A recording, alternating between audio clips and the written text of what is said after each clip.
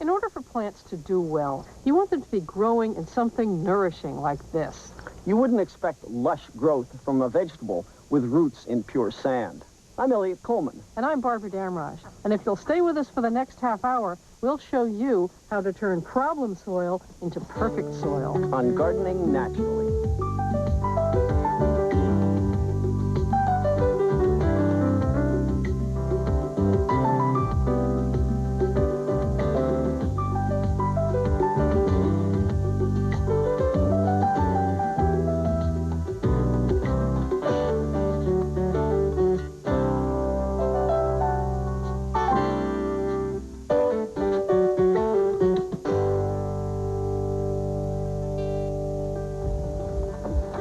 One standard people often use in deciding whether their soil is perfect yet or not for garden plants is how big the produce gets. And it reminds me of a wonderful story that happened at the farm when I ran a market garden years ago. On the way from the parking lot into the stand, the customers had to pass our asparagus field. And at that point in the midsummer, the asparagus fern was about over 6 feet tall and looking green and lush and beautiful. And two customers came walking in who had obviously been discussing the merits and demerits of organic farming in the car on the way over. Because as they passed the asparagus field, one of them grabbed the other and said, "There, I told you organic farming was spectacular. Look at that dill." An understandable mistake. Dill does have the same ferny foliage that asparagus does. Of course, it rarely gets higher than about waist level. But Elliot, look at that dill. I must have done something right with this soil. There are a lot of things that go into creating wonderful soil. But I think the place you have to start is soil structure, something people don't often consider. The other day, I set up a soil kitchen to demonstrate the type of things that go into creating a perfect soil. I've set this up like a cooking show to demonstrate that in the search for a perfect soil, you're not necessarily limited to what you begin with. It's sort of like being in the kitchen and starting with a bowl of flour. You can turn that into brownies, or you can turn it into an angel cake. It all depends on what you add to it. And the same is true with soil. The first thing you want to do in your garden is think about modifying the soil structure long before you ever think about minerals and other types of fertilizers. Now, these are the three basic types of soil. This is a clay soil, and I've sifted it very fine so I can work with it. This is a sandy soil. In fact, it's actually pure sand. And this is a muck soil. A muck soil is actually pure organic matter. It's the type of soil you get when you drain a swamp. It's very fertile, and things will grow on it, but it isn't perfect. None of these are. Now, where I am, I have a very sandy soil, and so I think a lot about how to modify it. And the first thing I know that's missing in a sandy soil is some clay. If you look at the statistics for what a perfect soil should have, the perfect soil being a loam, the term that's used, it's somewhere between 6 and 15% clay. And so if I take some clay, spread it on my sandy soil, and figuring that I can work a soil about 6 inches deep with a rototiller, if I were to put an inch of clay soil on top of the sandy soil and then rototilled at 6 inches deep, I would have about that 15% clay in there. What that will do for the soil is help it hold moisture better and deliver nutrients to the plants better. Two things that a sandy soil doesn't necessarily do well by itself. Now, of course, sandy soils need all the help they can get. And if I happen to have some muck on hand, and this could be compost or manure also, and I add that in, again, that is having a physical effect. It is helping the soil hold moisture better, and it's helping it deliver nutrients to the plants. Now, this improving of the sandy soil is actually reality, not just a dream. We recently dug a large farm pond, and so we have huge piles of muck from the surface of the swamp and clay from the subsoil, and we are presently mixing them in to improve our sandy soil. Now, if I had all muck soil like this, well, in most cases I think, boy, I've got the perfect soil. It will certainly grow things, but it has a defect. Since it's pure organic matter, it is always slowly decomposing, and the level is going down. In fact, there's examples of places where farmers are on deep muck, and it's now 20 feet lower than it was when the swamp was drained years ago. One of the best ways to solve that is to add a little bit of clay to a muck soil. And what this gets you is what's called a clay humus fraction. That little bit of clay in there with all the humus helps hold it together, but also prevents the muck from decomposing quite as quickly and from breaking down as fast. Certainly a benefit. Now over here we have every gardener's nightmare, pure clay soil. And many of you may think, okay, if Elliot added clay to the sandy soil, obviously he's going to add sand to the clay soil. Well, yes and no. The first thing I want to add to a heavy clay soil is some of the muck over here. Organic matter is the best addition if I want to get this clay to do what it doesn't do well, and that is to have some air pockets and hold those little clay particles apart so it isn't quite as sticky. It also helps it liberate its nutrients better. But I am going to add some sand because the other defect of clay is that if you go out there early in the spring or after rain, boy, that surface is sticky and hard to work with. I'm not going to till it in deeply like I did the clay into the sandy soil because this would get lost. I'm going to put it on the surface, and in my garden, I'm just going to work it into that top inch. And immediately you can see a difference. You have a much nicer surface in which to plant seeds, get things to germinate, and even walk in there after a rain. All of these will make an enormous difference, changing the structure, not yet worrying about the minerals, just changing the structure in getting you the basis for a really fertile garden soil. Here's a flower that really appreciates great soil, Delphiniums. They're magnificent flowers. They come in shades of white, pink, purple, lavender, and of course the famous delphinium blue. Now the most familiar delphiniums are very, very tall plants that grow, 7, even 8 feet tall. And they're best used in the back of a large perennial border, where the stems of the shorter plant are those tall stems. They may even need some staking, even in a situation like that. If you have a smaller garden, there are actually some dwarf varieties which are just as lovely, but don't get so big and never need staking. Look at these. I've never had to stake them at all. Look for varieties like Blue Fountains, Magic Fountains, Connecticut Yankees. Another option is this belladonna delphinium over here. This is a cultivar called bellamosum, and it has an incredibly deep, rich blue color. Notice that the flower stalk is a little more open. It doesn't have a fat shape on it, and they stand up a little bit better on their own, although I do use a subtle hidden metal support down at the base because they're growing particularly tall in my soil, and they can flop over. They actually bloom much longer than this other kind, but I like to have both around. Now, delphiniums are quite easy to grow. The soil they like needs to be rich, needs to be humusy with lots of organic matter. I have very acid soil, and they prefer soil a little limier, so I'll put maybe a cupful of lime around each clump at the beginning of the season. I grow them from seed. You get healthier stock that way. I might get a bloom the first year, but more often than not, it's the second year I'm going to get them to flower. Now, one of the nice things about delphiniums is that after they bloom, you can cut the dead stalk off like this, and then wait for the leaves to turn yellow. And after that happens, cut the whole stalk back at soil level, just at the base down there, and give it some high nitrogen fertilizer like a seaweed mix or a fish emulsion, and you'll get a whole new crop of foliage coming up, followed by more gorgeous flower stalks in late summer or early fall. Maybe not as many as this, but you'll appreciate seeing that wonderful blue again. Now, if you have hot summers and don't do well with delphiniums, try some monkswoods. They're a little bit more heat resistance, and as you can see, growing next to these delphiniums, they give you that same lovely blue flower spike. If you ask a lot of people what their worst gardening nightmare is, they'll tell you that when they started gardening, their whole yard was covered with builder's fill. My gosh, what do you do with that? It's subsoil, it's infertile, it's got rocks in it like this that you have to pick out. Well, fortunately, I didn't have to start with that situation, but I ended up starting with it. The area where I wanted to put my home garden was about a foot too low. It wasn't going to have good drainage. I really need to put some fill in there.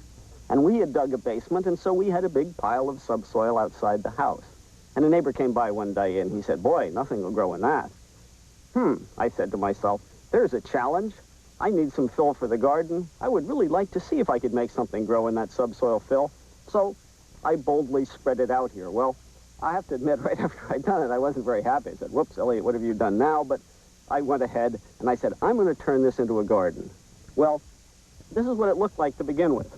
Heavy clay, no life in it, really a very difficult soil to work with.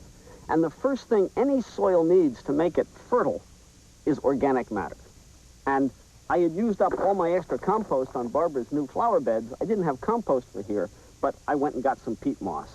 Now, if you watch what happens when I take a handful of the poor soil that this garden began with and a handful of peat moss and just mix them together, all of a sudden, that's looking a lot more promising. Hasn't done away with the rocks in there, but at least it looks like there's something here that a plant root might be happy in. Well, that was the very first step. Now, I also need to get minerals in there. And so we spread on our usual applications of phosphate rock, which I think is the best phosphorus carrier to use in a garden, and green sand, which will provide plenty of potassium and trace elements. And since we knew that our clay subsoil was a little acid, we put in some lime also. Okay, that was last summer, and I said, well, I don't think I'm quite ready to have a garden there because I already have another spot that I can garden for one more year. So I put this into clover. I used a red clover. You could use any clover that grows well wherever you live. And we actually got a surprisingly good growth of clover. I had made a place for the clover roots to run. I put some minerals in for them. And by the end of the summer, into the fall, there was a growth of clover like this on here. And late in the fall, I tilled it in. Okay, this spring I came out and I looked at the soil. And I said, well, you know, that isn't bad. The peat moss improved it, the clover improved it, but I think it could stand a little more organic matter. So I spread on a little more peat moss. Again, you can't do better than putting in organic matter. And then, since I had assiduously spent last summer making compost, so I would have plenty, I had compost. And I put this on, as thick as I could, ½ inch, an inch. Now, I don't mix that in deeply. I found with compost, you just mix it in shallowly to the top few inches of the soil, because that's where you want your fertility. And by golly, it was looking good. But since I'd started with such an infertile subsoil, I thought I needed some sort of just plant stimulant for the first couple of years. Well, two of my favorites are right here. The first is powdered seaweed, dried seaweed. A very nice product for mixing in. It has, because of the materials in it, the ability to really stimulate life in the soil. And life in the soil on that organic matter is one of the keys to fertility. The second of them is alfalfa meal. This is just alfalfa, which is used as a farm feed, dried and ground up. And just like the clover I tilled under, this is a wonderful plant food made out of plants for the plants that will grow. It's a good source of nitrogen in a soil like this, not too pushy, just a nice even feed. Once both of those were in there, I said, we are now ready to begin. And so if I look around me at the plants that are growing, and it's just a bare year since I started improving this subsoil, I'm not at all unhappy with my first year garden. They're green, they're growing, they're not as perfect as they're going to be in a few years, but this is still a pretty good effort. Now, the soil, yeah, that doesn't look like the fertile loam everyone would like to be gardening on. It will get there slowly. I'll take more rocks out. I'll put more compost in. Each year it'll get better. But considering what I began with, this is testimony to the fact that whatever you have in your backyard, I guarantee you that with compost, with organic matter, with minerals, you can improve it, and you can make it grow the best garden you've ever had.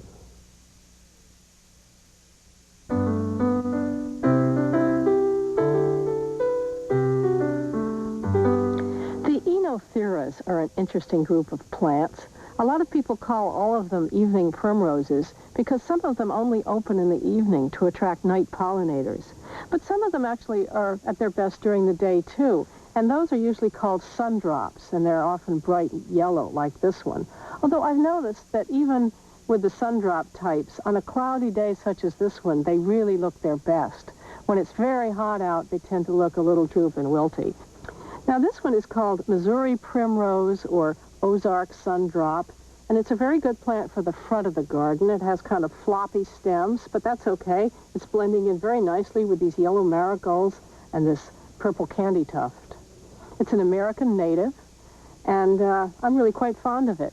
It only has a few blossoms at a time, usually, but it'll keep going over the course of the summer for months. Always a blossom here, a couple of blossoms there. Now, it has a relative that I have over in this other part of the garden called Enothera tetragona. It's a little taller, maybe 1.5 feet tall, and it has many more flowers on it, although they're not quite as large as the other one I just showed you. But that's a favorite of mine, too. It's also an American native. Oh, and Enothera has another use. My herbalist friends tell me that the seeds are made into an oil that is used to treat the symptoms of menopause and PMS.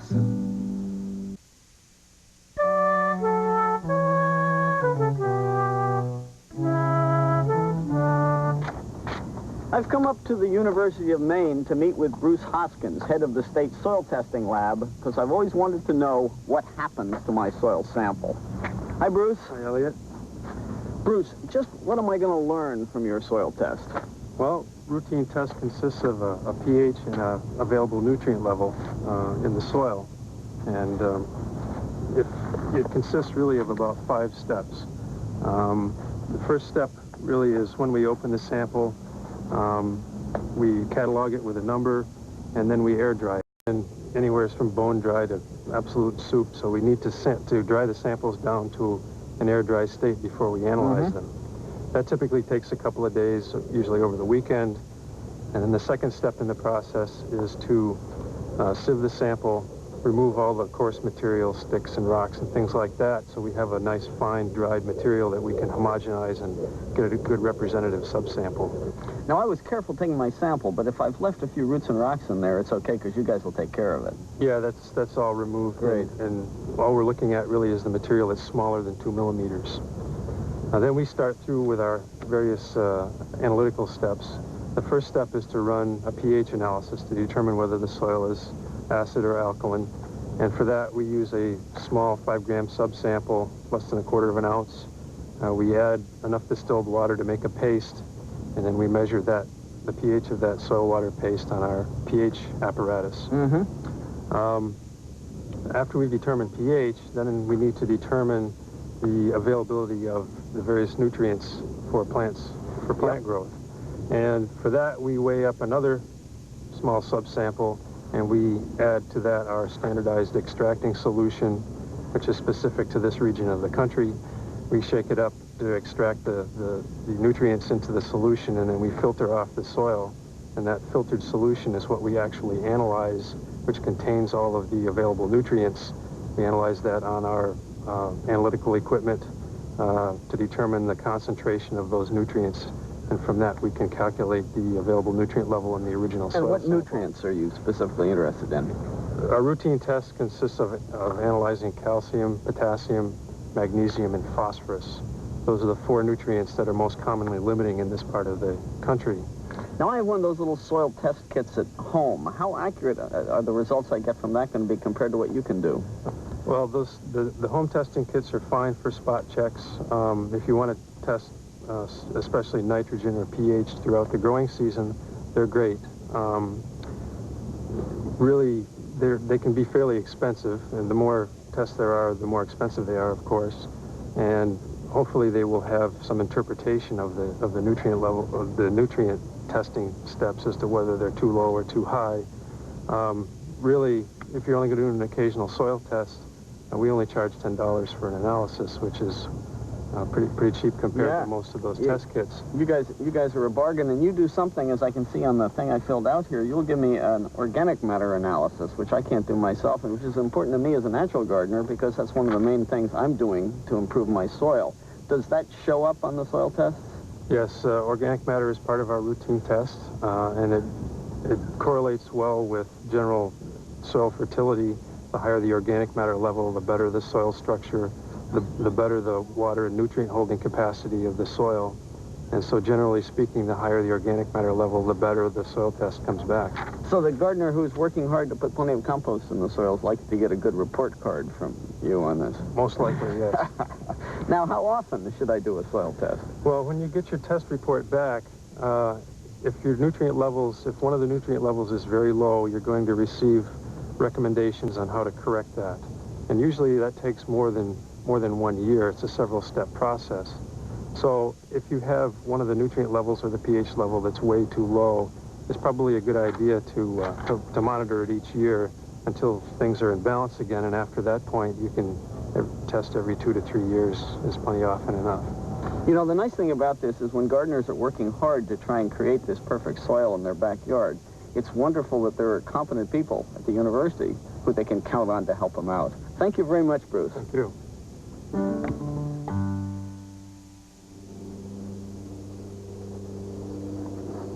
Wow, Elliot, this little peach tree is looking so terrific. And it's just in its second season. Yeah, it doesn't get any better than this. Obviously, we have amended this soil just perfectly for the needs of this tree. Yeah, all of that compost and minerals we put in have done the trick.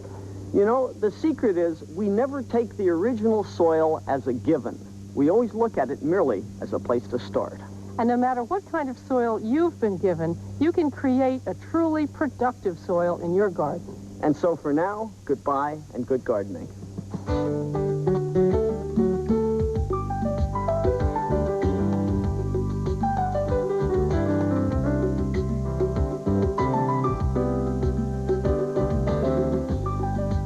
Next on TLC, get started on easy home projects that anyone can handle here on Homebodies.